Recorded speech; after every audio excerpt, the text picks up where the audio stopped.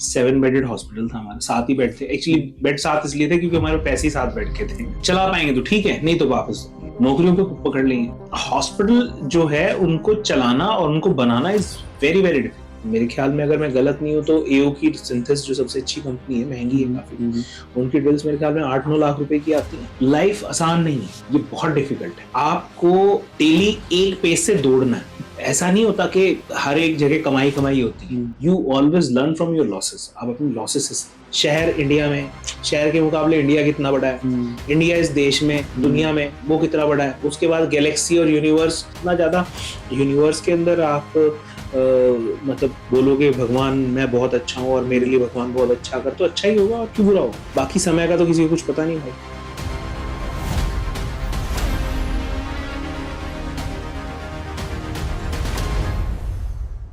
It was a small hospital. 7 bedded hospital था हमारा, 7 ही bed थे। एक्चुअली बेड 7 इसलिए थे क्योंकि हमारे पैसे ही 7 बेड के थे। हमारे पास उससे ज्यादा हम लोगों ने, मैंने और मेरी वाइफ ने बैठ के हिसाब लगाया कि भाई this is the amount which is we need to spend. हमें ये सामान, इतना हमारे पास पैसे हैं, इतना हमें बोरो करना है और इसमें हम ये कर पाएंगे। और हम 1 साल की अपनी वर्किंग देख लेते हैं कि हम लोग 1 साल तक चला पाएंगे कि नहीं चला पाएंगे।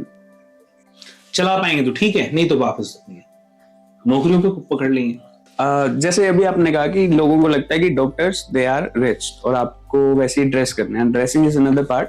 पर आप जब जॉब में थे तो आपको ऐसी नीड लगी कि मेरे को खुद का हॉस्पिटल करना चाहिए या कुछ ऐसा? ऐसी नीड इसलिए लगती है जब आपको दिखे कि जो ट्रीटमेंट आप देना चाहते हैं वो ट्रीटमेंट आप नहीं दे पा रहे हैं बिकॉज ऑफ बाउंडेशंस। अब if you working under someone तो आपको उनके हिसाब से काम करना पड़ेगा। If you working with if I should say 50% of strength आप अपनी, बिकॉज अगर आप अब किसी और के हिसाब से काम करेंगे तो आप आधा अधूरा काम करेंगे। देन यू थिंक कि आपको लगता है कि हमें कुछ अच्छा ट्रीटमेंट देना है, कंपैशनेट होना है, थोड़ा सा क्वालिटी केयर देनी है, तो हम लोग फिर मतलब अपना काम करने की शुरू करते हैं। तो इसीलिए सोचा कि अपना कुछ शुरू किया जाए। अच्छा, पढ़ लिख भी ज्यादा लिए थे, काफी सारी फेलोशिप्स कर ली थी। तो जब फेलोशिप्स कर ली तो उसके बाद में फिर ये लगने लगा कि यार हमें तो कुछ करना चाहिए। तो ये रीजन ही था कि मतलब आप अपना फुल पोटेंशियल नहीं दे पा रहे in terms of service to the patient. Yes, exactly. हमने जब अपना होमवर्क किया तो पता लगा कि आपका स्टार्टिंग जो आपने करी वो नर्सिंग होम से करी थी। छोटा सा हॉस्पिटल था, 7 बेड का हॉस्पिटल था, किराए पे बिल्डिंग थी। तो उसके अंदर हम लोग उस टाइम टोटल हमारे पास एम्प्लॉइज भी 8-9 ही थे केवल। अपना सारा दिन काम करते थे, शाम को अपना घर चले जाते थे। रात में 1-2 पेशेंट आ जाते थे, लड़के उनको संभाल लेते थे, उनको ऑपरेशन कर देते। इस तरह से काम चलता रहता था। इट वाज बेसिकली अगर कहा जाए तो छोटा सा सेटअप था, मतलब ठीक था। अब क्या कर सकते हैं, you don't have when you don't have option ना, when you don't have anything. आप समझिए बात को, मतलब कि हॉस्पिटल जो है उनको चलाना और उनको बनाना is very very difficult. Hospital बनाना इज वन पार्ट, हॉस्पिटल को चलाना इज अदर पार्ट। अब बनाना, आपने छोटा सा सेटअप बनाया, उसके रेवेन्यू भी छोटे होंगे, उसके खर्चे भी छोटे होंगे। आपने बड़ा सेटअप बनाया, उसका रेवेन्यू भी बड़ा होगा, उसका खर्चा भी बड़ा होगा। At the end of the day बात वहीं पे रहती है। बट ये होता है कि मेंटल सेटिस्फेक्शन मिल जाता है कि हाँ भाई हम बड़े हॉस्पिटल चला रहे हैं। अब आपको वो सेटिस्फेक्शन तो मिल गई कि आप अपना फुल पोटेंशियल दे पा रहे हैं। अभी भी नहीं दे पा रहा, अभी भी नहीं दे पा रहे, अभी भी कंपैरेटिवली ज्यादा है। मतलब पहले 50%। इफ समबडी आस्क मी, मुझे ऐसा लगता है कि right now what I am doing is we are doing just 20% of our potential, only 20% right now. आज भी रीजन बीइंग मैं बताता हूं आपको क्यों। क्योंकि हमें जो मेडिकल फैसिलिटीज, जो मेडिकल टेक्नोलॉजीज, जो एडवांसमेंट्स हम लोगों को करनाल में देनी चाहिए, उनको अचीव करने में स्टिल मुझे ऐसा लगता है कि 2-3 साल और लगेंगे। वो किस लिए? It's basically a very very expensive task. Expensive in the sense, एक आईसीयू का बेड अगर हम बात करें, जो सारी अच्छी फैसिलिटीज के साथ आता है, उसके पीछे के पैनल्स, ऑक्सीजन की लाइन, जो मॉनिटर्स एंड फर्नीचर, सबसे ऊपर क्रिटिकल केयर वाला बंदा, स्पेशलिस्ट, सारी चीजों को जब जोड़ेंगे ना, इट इज डैम एक्सपेंसिव, बहुत महंगा है। फोर्टिस मैक्स जो इतने रुपए लेते हैं, they are taking that because उनका इंफ्रास्ट्रक्चर कॉस्ट ही बहुत ज्यादा। अगर मान लीजिए हम आज की तारीख में बात करें, आपको किसी भी हॉस्पिटल को बनाना में तो चलो बैंक लोन दे देता है, उसके बाद उसकी रनिंग कॉस्ट, आप पॉडकास्ट के लिए कैमरा लेते हो, आप उसकी एएमसी सीएमसी तो नहीं करवाते। हम लोगों को सारे इंस्ट्रूमेंट्स की अपनी एएमसी सीएमसी करवानी पड़ती है। अब ड्रिल्स जो हम यूज करते हैं, मेरे ख्याल में अगर मैं गलत नहीं हूं तो एओ की सिंथेसिस जो सबसे अच्छी कंपनी है, महंगी है काफी, उनकी ड्रिल्स मेरे ख्याल में 8-9 लाख रुपए की आती हैं। 8-9 लाख रुपए की ड्रिल वो कितने छेद कर देगी पर छेद की जब आप कॉस्ट निकालोगे तो समझ में आएगा कि भाई ये तो एक्सटर्नल एक फैक्टर हो गया। मैं उस अंदर वाली फीलिंग की बात कर रहा था। हाँ, अपने आप अंदर तो बहुत अच्छा लगता है, बड़ा अच्छा लगता है, बड़ा अच्छा लगता है कि वी हैव डन समथिंग अच्छा। मैं तो बहुत सोचता था मैं ऐसा करूंगा, ये करूंगा, मतलब मेरे अलावा मेरी वाइफ को थोड़ी बहुत मेरे से उम्मीद होगी, उसके अलावा तो किसी से मेरे को नो वन इवन थॉट के ऐसा हम कर भी सकते हैं।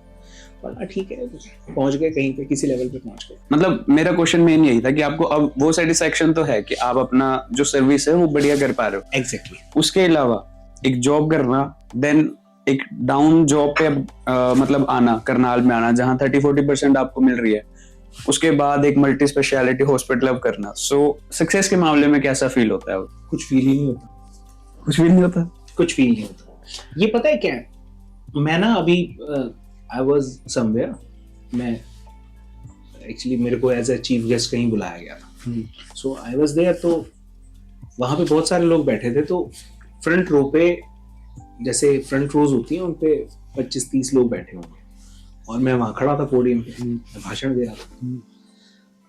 एक्चुअली क्या है कि जो लोग वो फ्रंट रो पे बैठे हैं और जो पोडियम पे खड़ा है, उन्होंने जो दुनिया में इतने पीछे लोग बैठे हैं उनकी नजरों में बहुत कुछ अचीव किया, तभी वो जगह मिल रही है उनको, और उसके लिए बहुत मेहनत करनी पड़ती है। लाइफ आसान नहीं है, ये बहुत डिफिकल्ट है। आपको डेली एक पेस से दौड़ना है, तब आप एक लेवल पे पहुंच सकते हैं। I was hearing something, I think शायद एक स्विमर की बात थी, उनसे पूछा गया, जो ऑस्ट्रेलियन स्विमर है जिन्होंने सबसे ज्यादा गोल्ड मेडल जीते, माइकल फेल्प्स। यस। तो उनसे पूछा गया कि आपने इतने सारे गोल्ड मेडल कैसे जीत लिए? उसने कहा बस मैंने कंसिस्टेंसी से जीते। कैसे? मैं 7 years मैंने डेली प्रैक्टिस करी। बोले मतलब 7 साल? उसने कहा 7 साल मतलब डेली, सुबह आता था, बुखार था तो भी आता था, ये आता था, बीमार था तो भी आता था, चोट लग गई तो भी आता था। 7 years। सेम में वही हम लोग कर रहे हैं पिछले इतने साल से, लगे हुए हैं। जब आप इतना सब कुछ करते हो ना, और आप मेहनत करते हो, आप फाइनेंशियल क्रक्स भी देखते हो, फाइनेंशियल प्रॉब्लम्स भी देखते हो। ऐसा नहीं होता कि हर एक जगह कमाई होती है, नुकसान भी होता है। You always learn from your losses. आप अपने लॉसेस से सीखते हो, जो आपके किए हुए काम हैं, आप उनमें जो कमियां होती हैं। हमारे क्या होंगे, हमने कोई सामान खरीद लिया, हमने बेड्स खरीद लिए, हमने टेबल्स ले ली, हमने फर्नीचर कुछ ले लिया, बाद में पता चला वो खराब निकला। हमने ओटी का सामान लिया, कुछ वो खराब निकला। ये सारी जो चीजें होती है ना, ये सब चीजें जो होती हैं, ये with the passage of time समझ में आती हैं। सो मन को अच्छा लगता है, लोग आते हैं बताते हैं आपने बहुत अच्छा कर लिया, बट स्टिल आई फील के ठीक है, जो कुछ भी है भगवान की मर्जी। Now I believe too much in God, बहुत ज्यादा बिलीव कर। ये मतलब बचपन से ही ऐसा था कि आप? नहीं। जब मैं एमबीबीएस पीजी करके when I started my job, उस टाइम ये लगता था मेरे को कि हम बहुत बड़ी चीज है। With the passage of time I realised कि हमारी तो औकात ही कुछ नहीं है। आप इसका सिंपल सी बात समझो ना, डॉक्टर विभव, करनाल शहर, मेरे मुकाबले शहर कितना बड़ा है? शहर इंडिया में, शहर के मुकाबले इंडिया कितना बड़ा है? इंडिया इस देश में, दुनिया में वो कितना बड़ा है? उसके बाद गैलेक्सी और यूनिवर्स और भगवान में पता नहीं कितने यूनिवर्स हैं, तो अपनी तो औकात ही कुछ नहीं है। सो आपकी प्रॉब्लम भी same way, whenever I have problems now I seeing that way only, कि अपनी तो प्रॉब्लम ही कुछ नहीं है। कोई बोलता है ना भगवान नहीं देख रहा, ऐसा नहीं है। भगवान जिस दुनिया में रहते हैं, उस दुनिया में समय जो होता है वो हमारे समय के हिसाब से नहीं चलता है। हमारा हो सकता है सालों, उनके 1 सेकंड हो। सो इसीलिए आपको they are there for your cure, वो आपको ठीक करने के लिए, आपको अच्छा करने के लिए, वो आपके बुरे के लिए है ही नहीं। वो आपको ठीक ही करेंगे। कोई कितना भी बड़ा पापी हो ना, उसको भी भगवान चाहेगा कि यार ये ठीक हो जाए। वो होता क्या है कि आपके ऊपर जुल्म हो रहे हैं, आप परेशान हो रहे हो, वो आपके सालों बीत जाते हैं, लेकिन भगवान के लिए तो क्षणों का मामला है, 1 सेकंड 2 सेकंड। जैसे उन्होंने मुंह घुमा के इधर से इधर देखा, इतने में पता चला हमारे यहाँ 10 साल बीत गए, भगवान ने दोबारा देखा, उसको लगा अरे इतनी परेशानी में, तो बेटा ठीक हो जाता। This is the reason. तो ये सडन चेंज आया कैसे? ये सडन चेंज नहीं है, इट्स अ ग्रेजुअल शिफ्ट, धीरे धीरे करके होता चला गया। When you start doing work, आप काम करना शुरू करते हो, आप लोगों से मिलते हो, जुलते हो, आपकी एज बढ़ती है, आप ग्रो करते हो उम्र में, एक्सपीरियंस में, देन सब चीजें समझ के आती है और यू फील इन फेथ, आप भगवान पे यकीन करना शुरू करते हो। आज की तारीख में मैं मतलब मुझे ऐसा लगता है मैं भगवान में बहुत बिलीव करता हूँ। अब कोई इसका कोई लिमिट वो तो है नहीं, कोई मीटर तो कोई है नहीं किसी के पास में कौन बड़ा भक्त है। तो बट ये है कि हाँ, I think you should always believe in God. भगवान में बिलीव करना चाहिए। आपका कोई ना कोई एक भगवान है जिनको आप, इट शुड बी आपके मित्र की तरह होने चाहिए। आप अकेले बैठे उनसे बात कर लो, कमरे में अकेले बैठे, आपकी कोई प्रॉब्लम है, आप उनको बात करो। मैंने कहीं पढ़ा था, अगर आपने अपनी प्रॉब्लम को लिख दिया तो it means you solved it 50%, तो सॉल्व कर दिया आपने उसको। सेम वही चीज होती है, आप जब भगवान से बात करते हो मतलब लगे रहते हो अपने मन में कुछ ना कुछ निकल के आता ही। जो ये लिखने वाली बात कही आपने, तो एक मैनिफेस्टेशन मेरे माइंड में वर्ड आया उसी टाइम जैसे आपने लिखने को कहा। तो मैनिफेस्टेशन में भी मानते हो क्या? आप मैनिफेस्ट करते थे? नहीं, मैंने कभी मैनिफेस्ट नहीं किया, मैं आपको सीरियसली बताऊं। मैं आज भी नहीं कर पाता, मतलब मैं चाहता हूं कि मैं करूं, मैं आज भी नहीं कर पाता, बिकॉज वो चीज उस तरह से मेरे दिमाग में नहीं आती मेरे को। मतलब मैनिफेस्टेशन इज अ पर्सन जो मैनिफेस्ट करे, सुबह उठे ये करे वो करे, तो मैं नहीं कर पाता। मैं आपको बताऊं, मैं करता नहीं हूँ। बट मेरे को ये लगता है कि मैनिफेस्टेशन में बुराई क्या है, बिल्कुल ठीक बात है। आप जिस चीज, it's basically simply Murphy's law, आप जिस चीज को जितना ज्यादा पुकारोगे वही आपके पास आएगी। तो manifestation is exactly the same way. आप जितना ज्यादा यूनिवर्स के अंदर आप मतलब बोलोगे भगवान मैं बहुत अच्छा हूँ और मेरे लिए भगवान बहुत अच्छा कर, तो अच्छा ही होगा और क्यों बुरा होगा।